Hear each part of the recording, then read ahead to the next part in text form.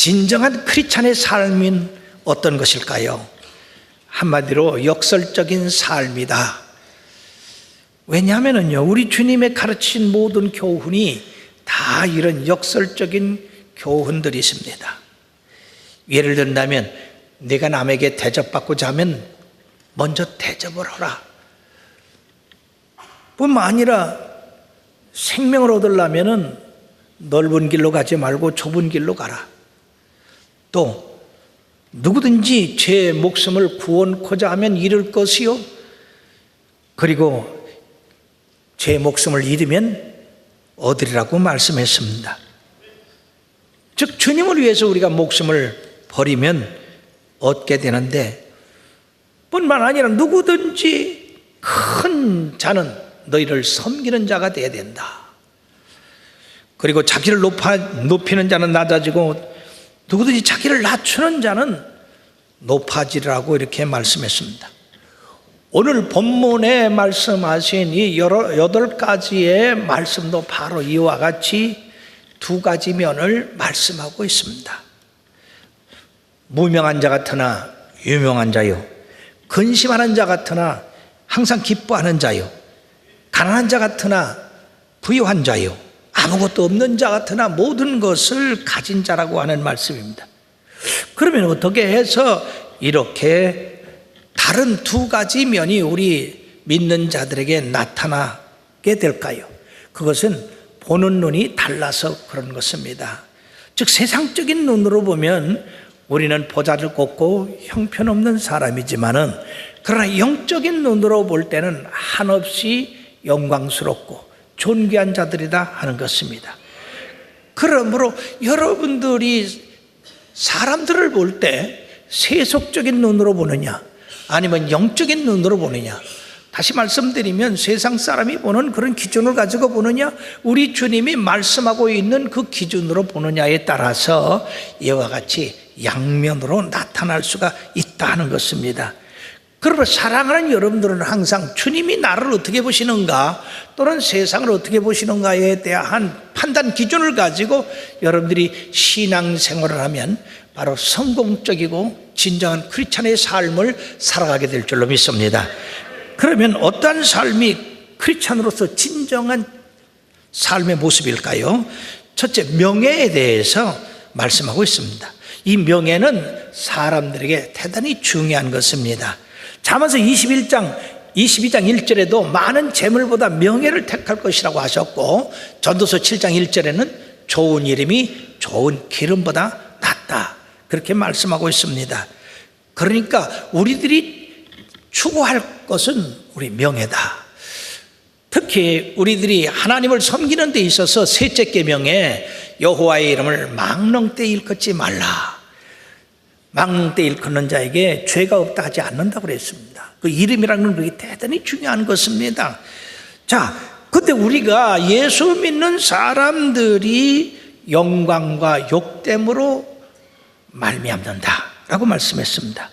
다시 말씀드리면 세상 기준으로 봐서는 바로 크리스찬들이 욕을 많이 먹지만은, 그러나 주님의 편에서 볼 때는 대단히 영광스러운 자녀들이다 하는 것입니다.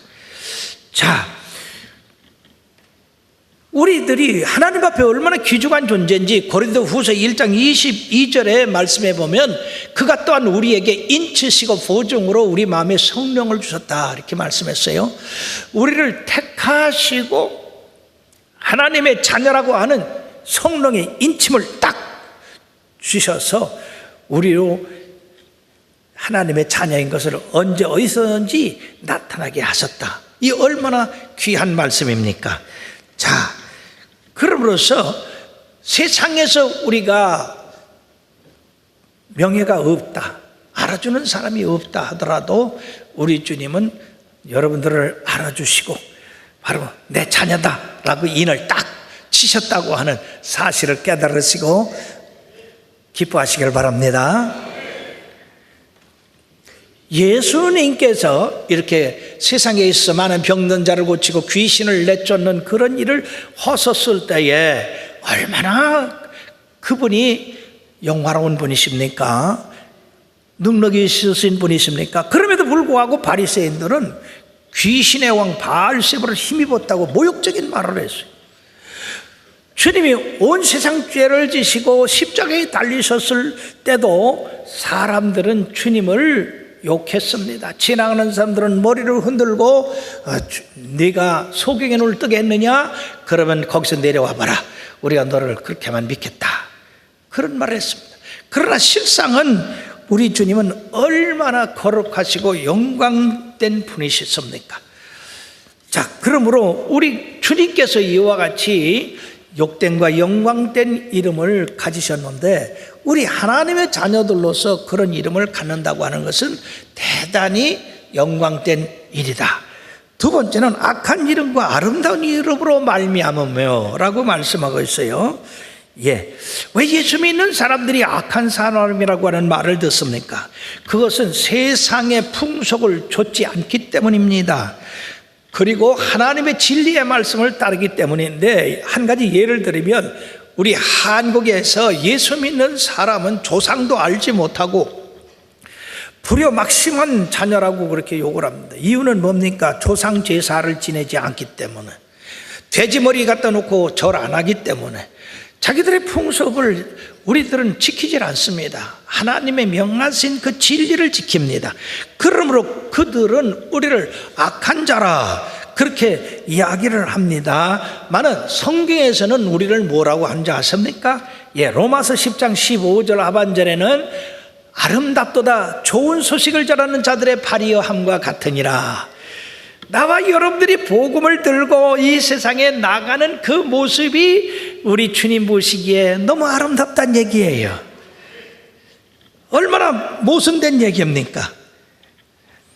그러므로 사랑하는 여러분들이요, 세상에서 여러분들이 명예나 인정 받을 필요가 없고 오직 예수님에게서만 인정받는 분들이 된다면 여러분들이 참된 크리스찬이 되는 줄 믿습니다. 미국의 매사추세츠주의 호돈이라고 하는 분이 있습니다. 그분은 부인에게서 가장 존경받고 사랑받는 그런 남편으로서 세관원으로 매일 성실하고 정직하게 그런 일을 했습니다. 퇴근 후에는 책 읽는 것과 글 쓰는 그런 취미를 가졌기 때문에 그는 늘 독서와 글 쓰는 일에 이렇게 힘썼어요. 근데 어느 날 갑자기 이 세관직에서 쫓겨났어요. 이제까지 열심히 일했는데 뭐 때문에 제가 쫓겨난지도 모릅니다. 살아나갈 길이 막막합니다. 요새 취직하기가 그렇게 쉽습니까? 그는 이 뜻밖의 불행을 받아들이질 못했어요. 그 원인을 살펴보니까 상사와 자그만 그런 시비가 자꾸 쌓여서 결국 그 상사가 이 사람을 면직시킴으로써 이처럼 갑자기 직업을 잃게 됐습니다. 자, 그때 그 부인이 그에게 위로합니다. 여보, 이제야말로 당신이 하나님 앞에 마음 놓고 주님 섬기며 집에서 글 쓸 수 있는 시간을 얻은 게 아닌가. 그러므로 그런 기회를 주신 주님을 찬양하고 열심히 한번 글을 써보라. 뭔가 하나님이 우리의 새 출발을 위해서 역사하실 것이다. 그래가지고 이 부인이 원고지 한 뭉치와 펜을 그 남편에게 주고, 그 남편은 할 일도 없고 글 쓰는 것이 자기 취미니까 용기를 얻어서 밤낮 없이 집에서 심혈을 기울여 글을 쓰기 시작했습니다. 그리고 몇 년 후에 그 글 쓴 것을 내놨는데 바로 주홍글씨라고 하는 그러한 장편 소설이었는데요, 세상의 명작으로 꼽히게 되었고 그 작품으로 인해서 이 호우도는 19세기 미국 문학을 대표하는 위대한 작가에 오르게 되었던 것입니다. 자, 그는 잘못됐다고 직장에서 이렇게 쫓겨났지만은 그러나 예수 그리스도 안에서 위대한 문학가가 됐다. 세 번째는 무명한 자 같으나 유명한 자요. 이름이 없는데 어떻게 유명하냔 말이에요. 이것도 모순 아니겠습니까? 즉 세상에서는 우리가 이름이 없고 인정받지 못하지만은 우리 주님께서 인정받는 사람들이 되었다. 자, 고린도서 1장 26절에 보면 형제들아 너희를 부르심을 보라. 육체를 따라 지혜로운 자가 많지 아니하며 능한 자가 많지 아니하며 문벌 좋은 자가 많지 아니하도다. 그러나 베드로전서 2장 9절에 보면 그러나 너희는 택하신 족속이요 왕같은 제사장들이요 거룩한 나라요 그의 소유가 된 백성이니 이는 너희를 어두운 데서 불러내어 그의 기이한 빛에 들어가게 하시니 이의 아름다운 덕을 선포하게 하려 하심이라. 다 같이 한번 큰 소리로 읽어봅시다. 시작. 그러나 너희는 택하신 족속이요 왕같은 제사장들이요 거룩한 나라요 그의 소유된 백성이니 이는 너희를 어두운 데서 불러내어 그의 기이한 빛에 들어가게 하시니 이의 아름다운 덕을 선포하게 하려 하심이라. 얼마나 놀라운 말씀입니까? 우리는 세상에서 인정받지 못하는 사람들인데 우리 주님께서 우리를 택하셔가지고 택하신 족속이요 거룩한 나라요 왕같은 제사장들이요 그의 소유가 됐다. 하나님의 소유가 됐다. 이 얼마나 영광스럽습니까? 얼마나 유명한 자입니까? 우리는 그리스도 안에서 유명한 자들이 됐습니다. 그러니까 항상 가슴 피고 다니세요. 나는 유명한 자다.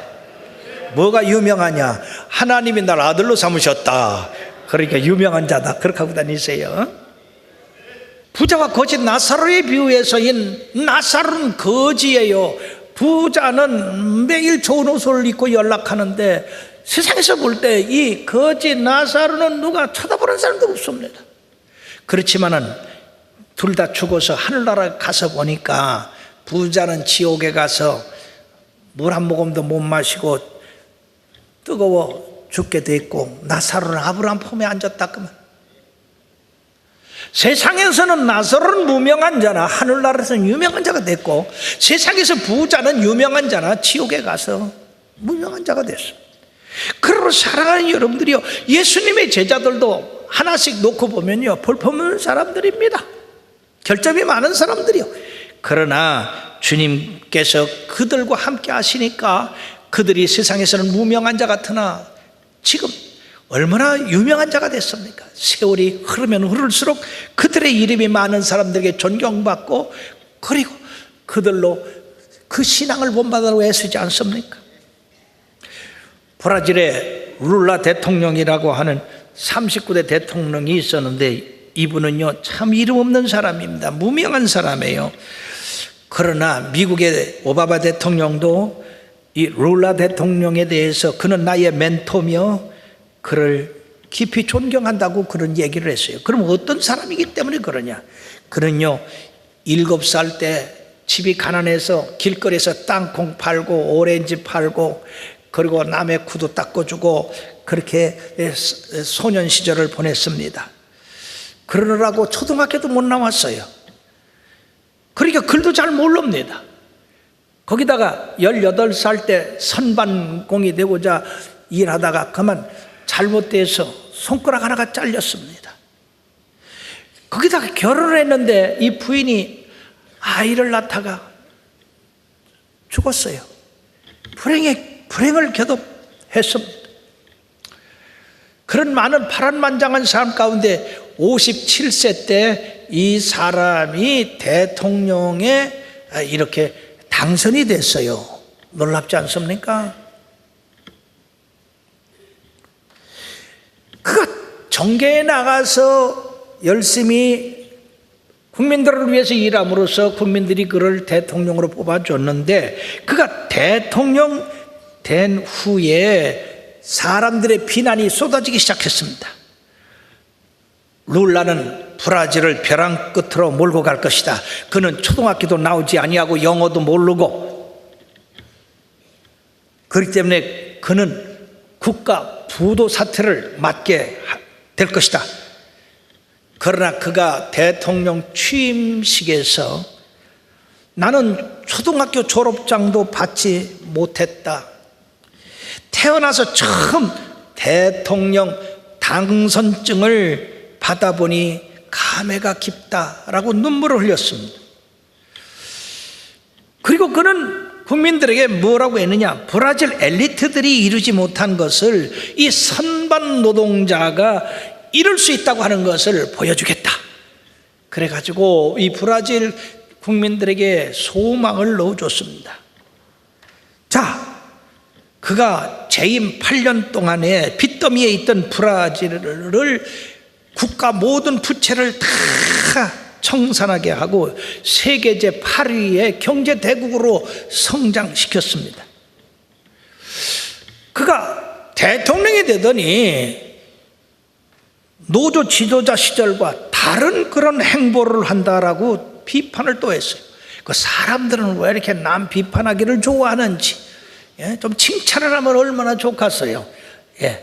자, 그는 그 사람들에게 뭐라고 했냐? 그건 당연하다. 내가 전에는 노조 지도자로서 노동자만 대변을 했지만 이제는 브라질 대통령으로서 1억 8천만의 사람들을 대변한다. 그렇기 때문에 달라질 수밖에 없지 않냐. 참으로 그는 학벌이 없고 그렇지만은 우리 주님을 잘 섬김으로 지혜를 얻어서 그 브라질의 그 경제를 크게 살리고 세계 위대한 인물이 되었습니다. 우리가 예수 믿으면 주님으로부터 지혜를 얻어서 이처럼 우리로 말미암아서 유명한 자가 되게 하신다. 자, 이와 같이 명예에 있어서는 우리들이 세상에서 무명하지만은 그러나 우리 주님 안에서 유명한 자가 된다고 하는 사실. 두 번째는 생활면에서 어떠냐? 속이는 자 같으나 참되다. 여기서 속이는 자라고 하면 문자 그대로 떠돌아다니는 사기꾼, 협작꾼 같다라고 하는 말입니다. 왜 그러냐 하면은요, 보이지 않는 하나님이 살아계시다고 그러죠. 하나님이 세상 우주 만물을 창조하셨다고 그러죠. 우리의 생사화복을 주장하신다고 하죠. 그 하나님이 독생자 예수 그리스도를 보내셔서 누구든지 주의 이름을 믿는 자는 구원을 받는다고 말씀하죠. 그리고 우리 주님이 다시 오신다고 그러죠. 다시 오실 때는 사람들에게 심판을 하신다고 그러죠. 이 도대체 아무리 봐도 허무맹랑한 얘기입니다. 그렇기 때문에 우리들, 복음을 전하는 우리들, 예수 믿는 우리들, 그러니까 속이는 자 같다고 말이야. 안만 해도.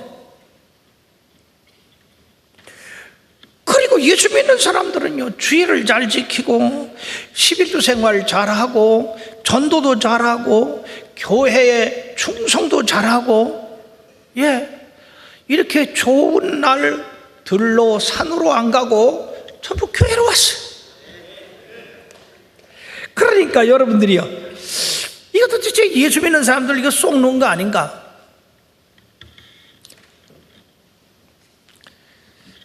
그러나 우리가 기도하고 말씀대로 살으면 우리 하나님께서 우리를 형통하게 인도해 주시고 평강을 주시고 건강을 주시고 축복을 주시고 남의 머리가 될지언정 꼬리가 되지 않도록 하신다고 하는 이 놀라운 진리를 누가 알겠느냐 말이죠. 믿는 자만이 알 수 있는 것입니다. 자, 베드로 예를 들어봅시다. 밤새도록 그물을 내려서 잡은 고기가 없었어요. 그러나 주님의 말씀대로 깊은 데로 가서 그물을 내렸더니 그물이 찢어지도록 걸렸습니다. 베드로가 주님 앞에 한 말씀이 뭡니까? 주여, 밤이 맞도록 그물을 내렸으나 얻은 것이 없지만 말씀에 의지해서, 주님이 그렇게 말씀하시니 그 말씀에 의지해서, 나는 그거 믿어지지가 않는데, 나는 속는 것 같은데 주님의 말씀에 의지해서 내가 그물을 내려 보았습니다. 속이는 것 같았으나 참되지 않습니까? 그리고 예수 믿는 이 성경 말씀은 전부 우리의 삶에서 거짓말 같아요, 없는 것 같아요, 안 되는 것 같아요. 그런데 이 말씀대로 믿으면 되는 역사가 나타납니다. 그 말씀대로 축복 받습니다. 영광을 얻습니다. 우리가 진리를 사랑함으로 세상 사람들로부터 참으로 미혹자라고 하는 그런 취급을 받지만은, 그러나 그 말씀대로 순종하면 우리 주님께서 말씀하신 대로 모든 민족 위에 뛰어난 민족을 삼겠다고 했습니다. 그러나 우리나라가 잘 살려면 예수 잘 믿어야 돼요. 우리 청주시가 잘 되려면 예수 잘 믿어야 돼요. 징계를 받는 자 같으나 죽임당하지 아니하고. 이게 무슨 얘기입니까? 우리 예수 믿는 사람도 환난당하고 고난당하고 어려움당합니다. 그러면 세상 사람이 볼 때 이제 예수 믿으면서 왜 그런 고난을 당하느냐? 그건 틀림없이 하나님 앞에 징계받는 거다, 그렇게 생각 들게 한다 하는 것입니다. 그러나 사랑하는 여러분, 우리가 고난 당해보면 알지만은 고난 당한 것이 오히려 내게 유익이 된다. 고난 당하기 전에 내가 그릇 행하였더니 이제 고난 당함으로 우리 하나님의 말씀이 진리고 그 말씀대로 순종하며 사는 것이 축복이라는 것을 깨닫게 된다. 그러므로 우리 믿는 사람들이 환난 당하고 어려움 당하는 것은 우리로 말미암아 더욱 주님을 사랑하게 만들고 주님과 가까이 하게 되고 더욱 거룩하게 하고 세상과 이별하게 하는, 그래서 더 주님 안에서 발견되는 그런 삶을 살게 한다고 하는 것입니다. 그러므로 시편 118편 18절에는 여호와께서 나를 심히 경책하였어도 죽음에는 넘기지 아니했다. 욥이 시험을 당할 때 그런 시험을 어떻게 이길 수가 있습니까? 그러나 그 시험 가운데서 욥은 한 가지를 깨달았습니다. 그 말씀이 욥기 23장 10절의 말씀인데, 그러나 내가 가는 길을 그가 아시나니 그가 나를 단련하신 후에는 내가 순금같이 정금같이 나오게 되리라. 우리 주님이 우리들에게 이런 극한 환난 어려움을 당하게 하는 것은 우리의 하늘나라에 합하지 못한 찌꺼기들을 다 내버리고 정금같이 이렇게 나오게 하기 위해서 그랬다고 했습니다. 다윗이 사울의 그 핍박을 받아서 여러 번 죽을 고비를 당했지만은 하나님이 그를 죽음에 넘기진 않았어요. 그러므로 그런 이스라엘의 위대한 왕이 될 수 있었던 것입니다. 세 번째는 죽은 자 같으나 보라 우리가 살았다. 왜 죽은 자 같습니까? 이 환난 당하고 어려움 당하고 핍박 당할 때에 정말로 죽은 자와 똑같다. 그래서 이 바울 사도는 고린도 교회에 보내는 그 편지에서 형제들아 우리가 아시아에서 당한 환난을 너희가 모르기를 원치 아니하노니 힘에 겹도록 심한 고난을 당하여 살 소망까지 끊어지고 우리는 우리 자신이 사형 선고를 받은 줄 알았으니 이는 우리로 자기를 의지하지 말고 오직 죽은 자를 다시 살리시는 하나님만 의지하게 하심이라. 그가 이같이 큰 사망에서 우리를 건지셨고 또 건지실 것이며 이후에도 건지시기를 그에게 바라노라. 그렇습니다. 우리 주님께서 우리를 죽는 자리에서 살리셔서 우리를 믿지 아니하고 오직 주님만 의지하게 하는 그런 우리로 삼게 하기 위해서 그러신다는 것입니다. 그러므로 여러분들이요, 우리의 진리를 알아야 돼요. 잘 들으세요. 세상에서는 살았다고 하나 죽은 자만 못한 사람들이 있잖아요. 그렇죠? 세월호 선장과 그 선원들 지들만 뛰쳐나오고, 그러나 죽었으나 산 자보다 난 사람들이 있습니다. 그 세월호에서 빠져가는 그 학생들을 구하려고 뛰어들어갔던 교사들이나 그 선원들 중에도 한두 명은 있지 않습니까? 그 사람들은 그들과 함께 죽었으나 그들은 산 자보다 더 아름다운 그런 삶을 살았습니다.